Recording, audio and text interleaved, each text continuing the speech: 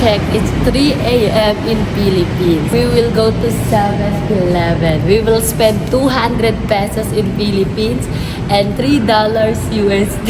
So we will buy first Shopao.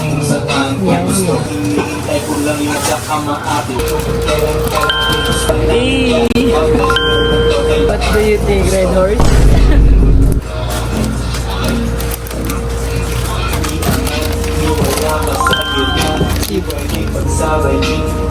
Sige, tara na.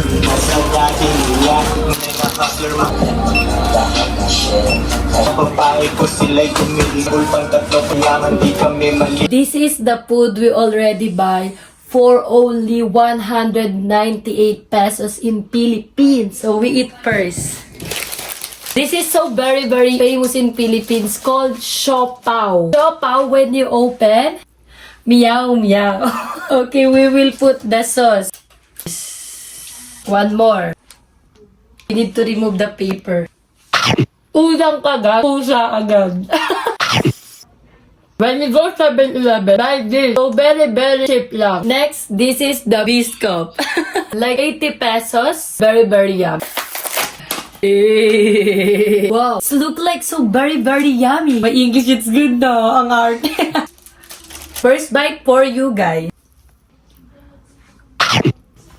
It's yum! This is the first time I tried this in 7-Eleven.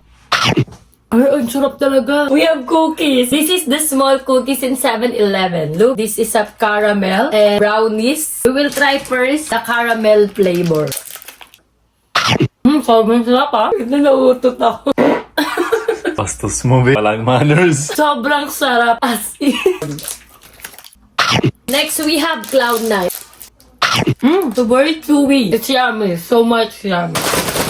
This is so very yummy in the snack in the Philippines. If you want to try it. It's so very yummy. Potato fry. The sizes, it look like fries. It's so very hard to become vlogger. First bite for you guys. So crunchy and so very cheesy. Perfect. It's yummy. 10/10. This is the last food we have. It's Tatus. This is my childhood crackers. It's so very yummy. I suggest you guys, if you're going to Philippines, try Tatus because this is so very yummy. This is the 90s childhood chicheria.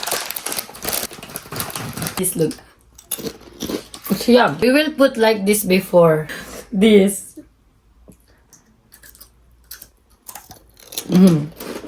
It's so much yummy. Very different to the other crap. This is my favorite in childhood in Philippines. Siopao, 9/10. Biscup is 10/10. Cookies, it's 6/10. Cloud9 is 8/10.